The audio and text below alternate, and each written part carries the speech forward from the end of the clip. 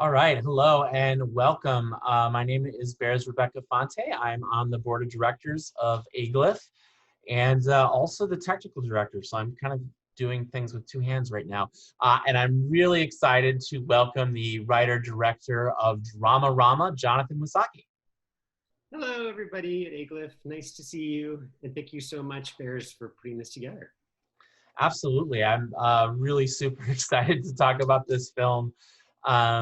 I went to Catholic high school in the 90s and I was a drama nerd. So how about you? You are basically me. So yes, I didn't go to a Catholic high school, but I did go to Catholic parochial school up to 8th grade and was staunchly Catholic in my high school and was, started in drama as a little kid. So yeah, drama people are my people and will always be my people probably. I think I was 1 second into this film and I was like, oh yes, I know these kids. This was my weekend. And yes, apple juice, sparkling apple juice. Oh wow, right down to that. Extensive murder mystery parties. I mean, we didn't do murder mysteries, but we did dress up theme parties. So yeah. That's fantastic. I love that. It's so interesting because, obviously that's pre-internet. And so like, how did we all do the same thing? You know what I mean? Like, it's kind of fascinating, like the collective unconscious of the high school drama kid somehow was, it was like, oh yeah, of course you're gonna have a costume party. I went to a school where they would once a year we would go to states and have competition where like you would meet kids from other drama programs, and so maybe that's the way everything got spread out, I guess. I don't know. Interesting. But I mean, did you talk about details like that you would do in your private like friend groups? Well, my guess is we probably did some of the same things when we were in the large group, and then that sort of like twinkled down. And Right. I don't know if it was the same for you, but I remember as like a freshman or a sophomore, like you just worshiped the seniors and the juniors. So traditions just got handed down. And when we were told we would go to parties and like we would practice kissing because that's what we did, that was how I learned to kiss. Right. Yes. No, absolutely. Yeah. That's interesting. I guess that is sort of something that gets passed down from one class to the next class. It's great. So Jonathan and I were joking via email that we could probably spend 25 minutes or 25 hours just trading high school stories. So, but because I do think we had a very shared experience. But so tell me, Jonathan, how much of this film is based on your own actual personal life? That is a good question. I started the script by reading my high school diary. I'm so glad you kept one. Oh yeah, and it is full of cringy stuff from cover to cover, one big cringe factory. But I kind of wanted to like know what were my thoughts and my feelings and my hopes and my fears and my dreams, and just kind of get into that mindset a little bit. And I'm still friends with my friends from high school as well. Mm. And so I thought about them a lot and their sort of who they were then. And that was kind of like the basis of the script biographically. And then I added layers of fiction on top of that. So one of my previous shorts that was at aGLIFF was A Just a Dream, which was kind of a combination of something of real life and then fiction.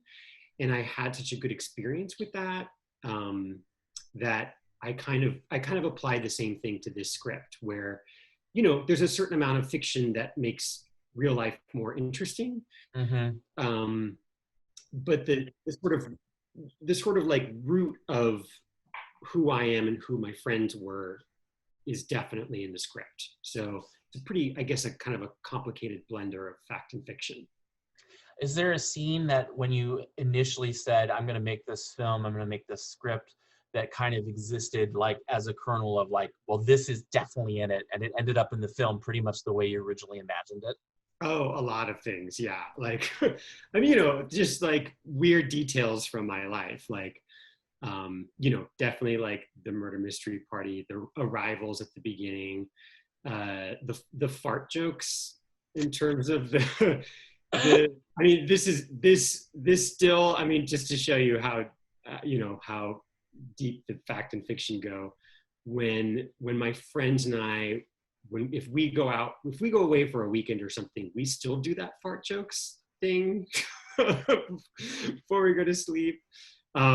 Even weirder detail, the flashlight homosexual game, that Really? that it was real. We used to play that. I don't even know what that game is. I I mean, love that though. That was one of the moments that I was like, oh, what a fun like activity. Like, because my background too is improv, and so I always think about like, I think if you went through a good drama program, you brought in those kind of Viola Spolin games, and to me that felt like one of those drama games of like freeze.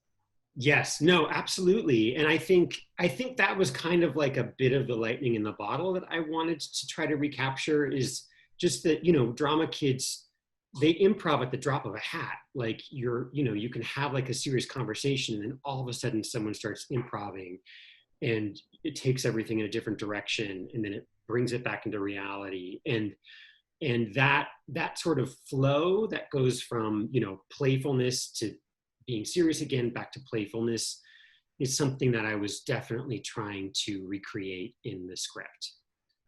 So I think one of the things that your film does so effectively, and it is really the like kind of the most important thing about this film, is that you have such a strong ensemble of characters, of actors who have brought such a life to these people that it did really feel like I was getting a window into a group of friends.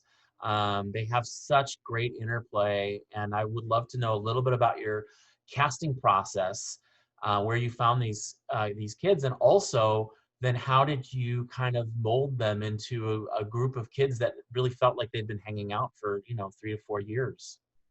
Sure, yeah. I mean, I love the cast. I think that they're amazing, and I every time someone compliments them, I just feel like a proud dad or something because I love them so much, and they're such nice people in real life.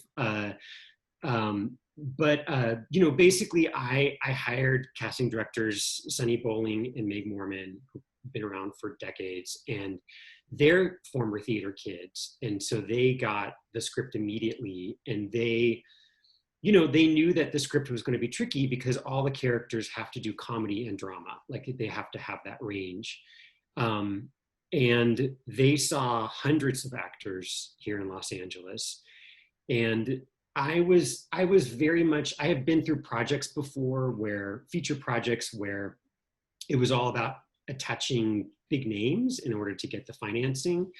And because this project was so low budget, I wasn't beholden to anyone in terms of that.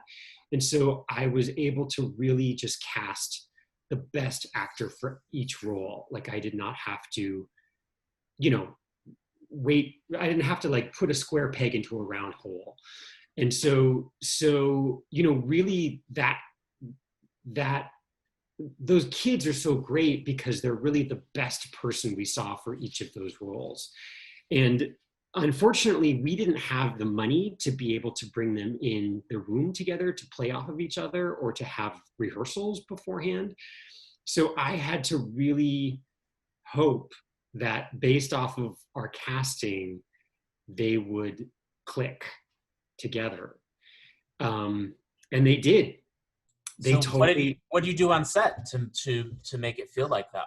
I mean, I'm a big believer of like, in terms of directing, of giving like room for creativity and then knowing when you need to sort of pull back on that. So I try to keep it as loose as possible on set and know that, you know, just let the actors know that they have freedom to invent, that, you know, and I think that the actors themselves were good at improv, if that makes sense. And so they, you know, when I let them loose, they knew that they could infuse their own style into what they were doing. And by day 3 of the set, like they just inhabited those characters so easily because I think they felt the freedom that they could play, if that makes sense. And that was fun to them because they like that in real life.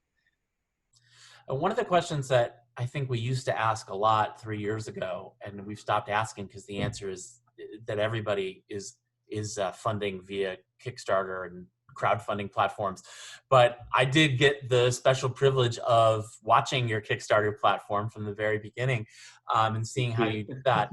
And to me, this film feels very much like a film that's right for that process because of that sort of shared experience that we all had in high school. Can you talk a little bit about finding your audience before you even had a film to show them?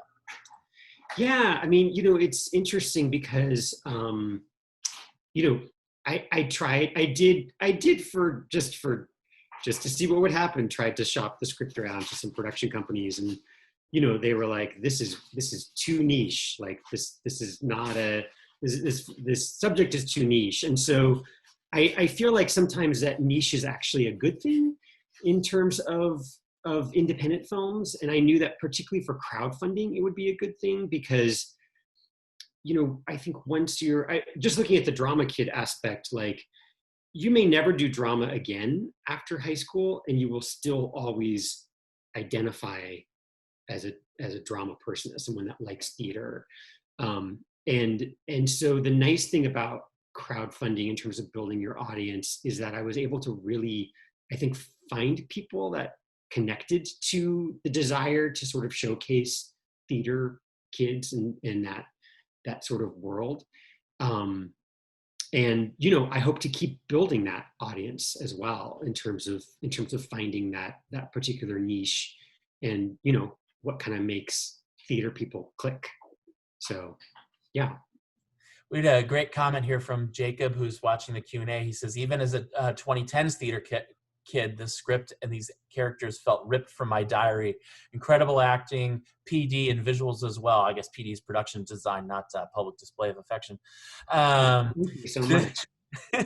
This film made the festival for me, and will definitely become a staple in my friend group. So I guess it reaches across decades. I'm so glad. I'm glad that it's not trapped in our Gen X life.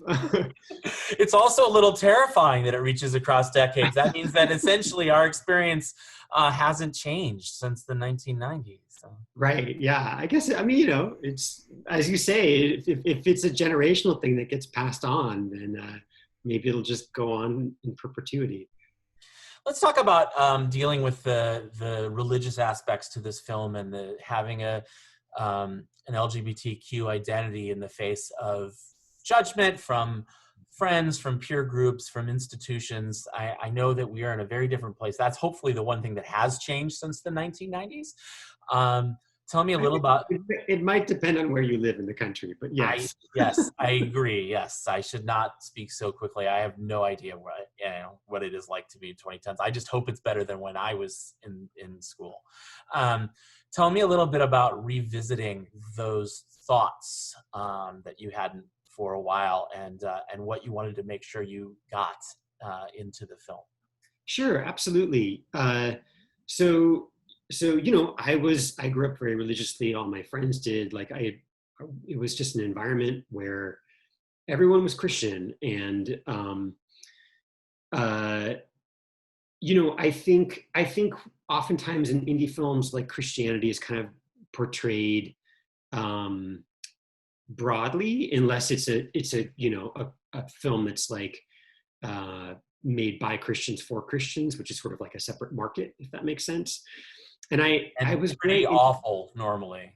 Yeah, well, I didn't want to say so, but yes. Yeah, but I can say that. I don't have to worry about offending. They're usually pretty heavy-handed. My mere existence offends those people, so. And so, I felt like, I was like, well, there was really more nuance in my memory in terms of who we were, even on like subjects like abortion. Like, in my friend group, there were pro-choice people and pro-life people, and we were all Christian, and it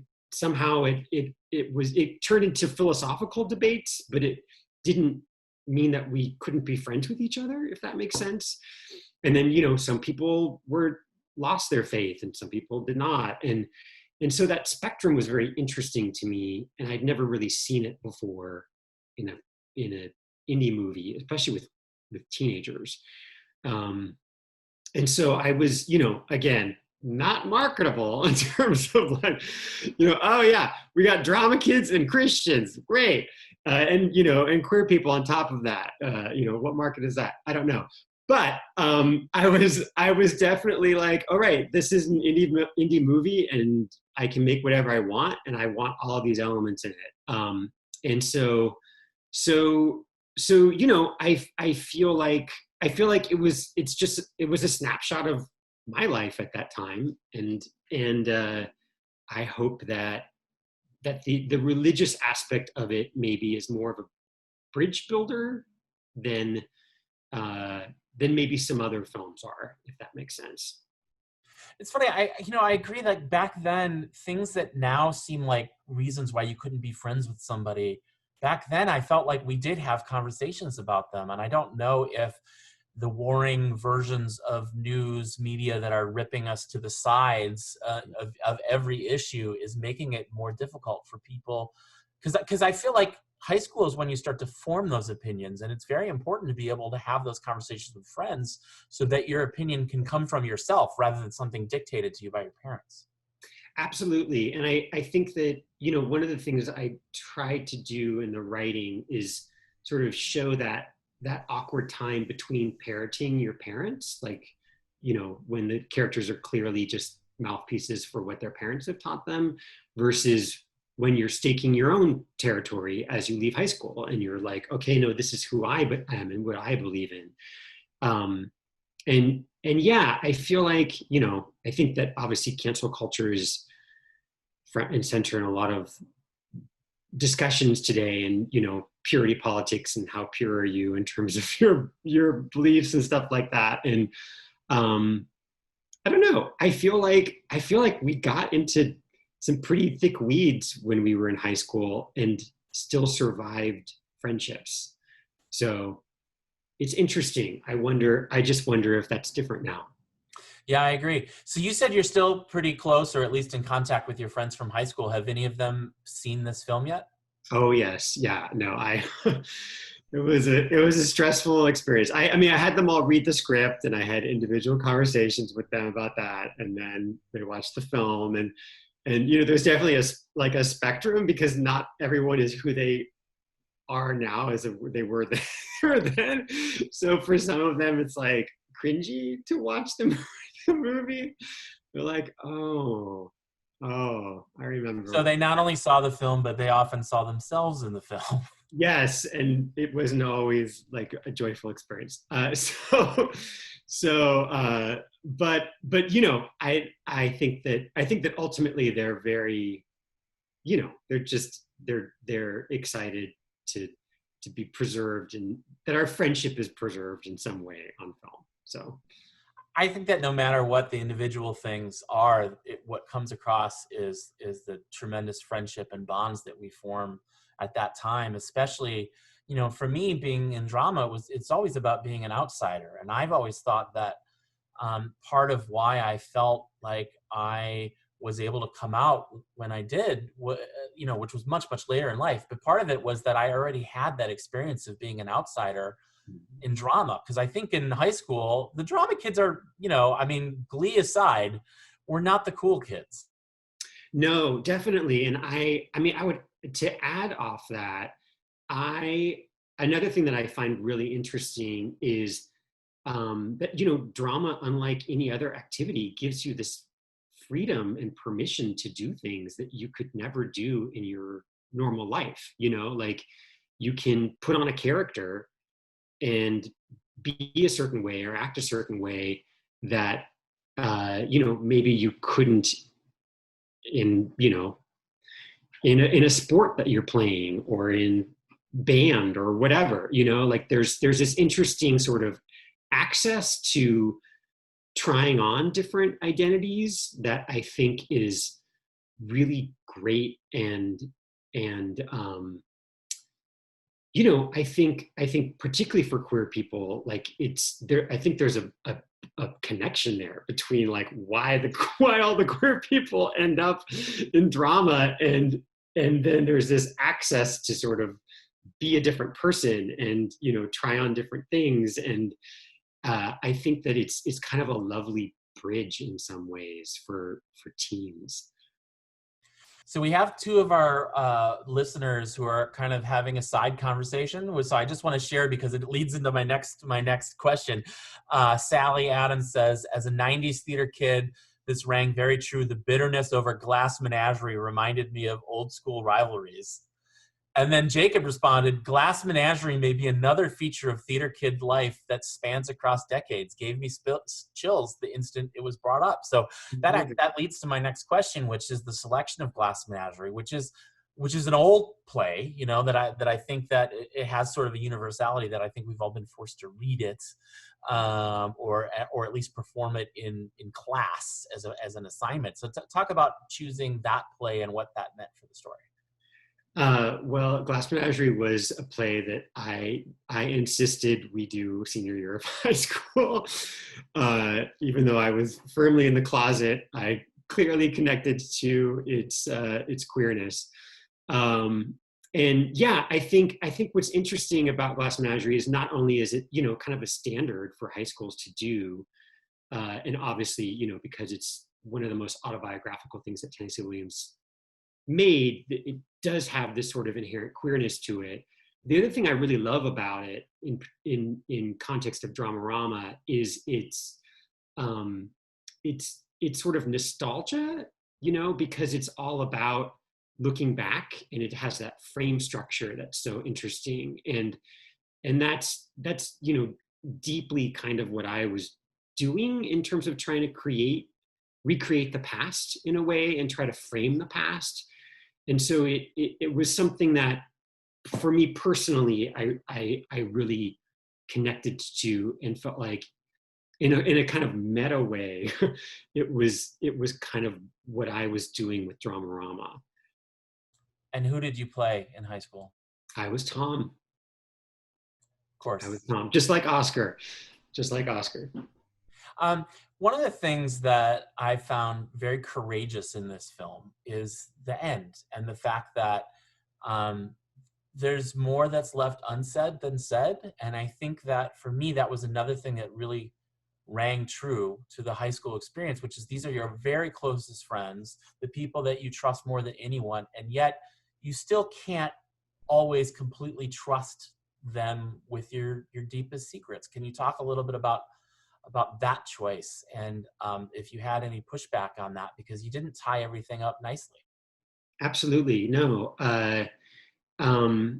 You know, I guess the first part of it is that you know, I was gay. One of my close friends in our friend group was also gay, and neither of us came out in high school because of our environment, and the time as well. You know, I think early 90s was just not, there was no like gay straight alliance on campus or anything like that. So that truth seemed very important to put in, the fact that it, you know, it's just, sometimes it's just not okay to come out because you're not ready. But I also felt like I've never really seen that in a film before, and that coming out films always sort of have that big moment where the character comes out. And I because it was not my experience in high school, I just wanted there to be a model for a version of that where it just didn't happen in the film. And that's okay. You know, that like coming out is such a personal thing, and it's so much about timing, and it's so much about environment. And that, you know, if those things are not right, it's okay to wait. It's okay to wait for those things to be right so that you feel safe. And even, you know, even with your best friends, it might not be right. And so, you know, it's a very unconventional ending to a coming out film, because Gene doesn't come out, and, you know, Oscar's like, he's a far. I mean, it's not a coming out film. It's a No, staying it's in not. film, It's a essentially. staying in film, yes. And you know, I think that maybe it might be frustrating to some people to not have that moment for Gene, but I feel like hopefully the fact that, you know, and this I think is also very true to life, the straight girlfriend at the alley character fully knows is like, oh guys, I'm on and has that moment of acceptance, sort of leaves a door open for Gene. I feel like that emotional beat hopefully makes up for the fact that Gene doesn't come out. Yeah, I think that's really interesting. You know, I'd be really interesting to check back in with you after Outfest and some other festivals that you play, because I'm really curious to see what other people's response is to that moment. Because I think one of the ways that you know, you get away with it, and I mean that in the nicest possible way, is that you've set this in the 90s. Whereas if it was set now, I don't think people would let you off the hook. I think people would say, well, no, they need to come out. They need that needs to be part of the experience. And I think that you and I both know that was not part of the experience in the 90s. And in fact, with many of our high school friends, we didn't come out till, you know, years later. And then you have that conversation where it was like, oh, I thought you were trying to come out to me then. Here's a moment I remember. I had that experience over and over again just recently with my high school friends, kind of admitting to me that there were conversations they thought we were about to have that we didn't have. That's so interesting. I think I find that unpacking part, that retrospect part, fascinating. Like I've actually done it multiple times with my friends because it's almost like a story that I want to keep hearing in terms of what they knew and what they were waiting for, versus, you know, when I actually did it, when I actually did come out to them. Because I think because that love is there so deeply that there's something really sweet and powerful about knowing that they were ready to catch me before I was ready to tell them. Absolutely. In terms of Dramarama, what do you think our characters needed to hear in order for it to be okay for them? Do you think they were waiting for something in particular? Yeah, I mean, I think in terms of this particular film, I think that it's pretty tied to religion, you know, and and I think it is still tied to religion for a lot of people today, you know, that that uh, that that sort of confluence. I mean, you know, it's sort of interesting that Gene is able to come out as agnostic before he's able to come out as gay. Like it's like, wow, boy, it's that taboo. And you're worried that things are going to change that much. And so I think it is in some ways, you know, the further Christianity can get into accepting queer people, the easier it would be for my characters to step into their queerness. And I think that that's a project that, you know, has obviously gotten better decade by decade, but we're not there yet. And it has a long way to go. And I really feel like, you know, I mean, the majority of the largest religion in this country is Christianity. And I think that Christianity, you know, it just has to keep evolving, and it has to keep creating those bridges, because it's what you know, it's what the future is going to require of Christianity if Christianity is going to stick around. That is for sure. Before we go, Jonathan, I just have to ask, what is it about Mammals that you love so much? I'm Because actually, I'm seeing this poster on the I back know, wall, and you're advertising your love for mammals. no, I'm actually house sitting right now. This is not where I live. I'm actually, you might know. Do you know Maggie McKay? Yeah, yeah, I Yeah, think so. Yeah. she's the head of the Videos Foundation. She's an old friend of mine, but I'm actually house sitting for her right now. And So you she's the one. actually don't love mammals; you hate them. I do love Mammals, and that's a They Might Be Giants reference. I love the song Mammals by They Might Be Giants. So there we go. Awesome. Well, thank you so much, Jonathan, for joining us and sharing Thank you. This Dramarama has with been us. amazing. And thank you so much to aGLIFF for like putting this together during the pandemic. You know, you were all amazing superstars. And thank you to all the aGLIFF fans who watched and you know, I'm so grateful that everyone's able to experience the festival and watch this movie. So thank you. Well, thank you. And I know that the film is just starting its journey. So if everybody's watching it, you know, it's going to play at other festivals in other towns. So spread the word on social media. And as soon as we know something about a big release, I'm sure Jonathan will let us know and we'll get it out to the world. All right. Thanks, All right. everybody. Thank you. Bye.